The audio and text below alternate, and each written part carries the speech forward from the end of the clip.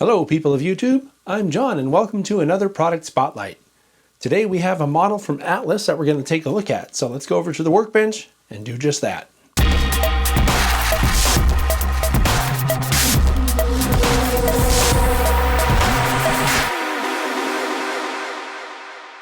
Alright, here's what we're looking at today. This is an HO scale 14 section Pullman sleeper car. This one is decorated as William Osler. These are part of Atlas's Master Series, and they go for $72.95. Also, according to the website, the minimum radius curve for these is 24 inches recommended. I think your best bet would be to go to the Atlas website and find out if they have the one you're looking for. The paint on this model is very well done, including very distinct separation lines between the darker gray and the white and the lighter gray. Something else to mention that may not be apparent on the camera, I'll try to get a closer picture of it, is that these windows on the end are sort of decorative glass. And that's pretty cool. And here's a closer look at those windows. You see how they're kind of decorative compared to the sort of plain windows to the right? Pretty cool. Here's a detail shot of one of the trucks, and I'd like to use this opportunity to also point out that you can see from here that those are metal wheels in there. You can see if you look inside that there are in fact seats. So theoretically you could open this thing up and populate it with little passengers in there. That would be pretty cool.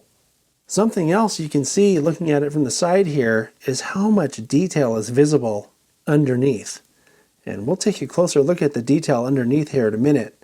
But I wanted to point that out now because you can see that it's visible when the car is rolling down the track.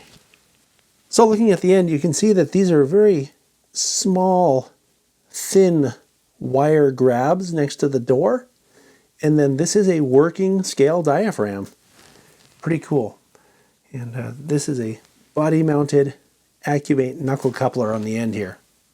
This is the same end we were just looking at, but I wanted to show you this side to sort of point out again the fine wire grabs on the end here next to the door, but also to point out that this vestibule has quite a bit of depth to it.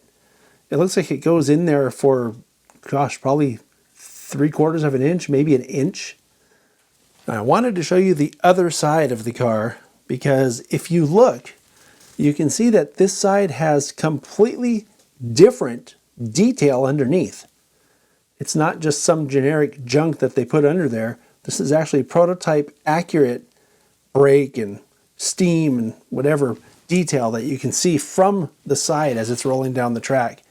And I think having it look different on each side is a touch of realism that's very much appreciated by this modeler. All right, and looking at the other end, same kind of thing. The diaphragm is a working diaphragm. The vestibule has depth to it.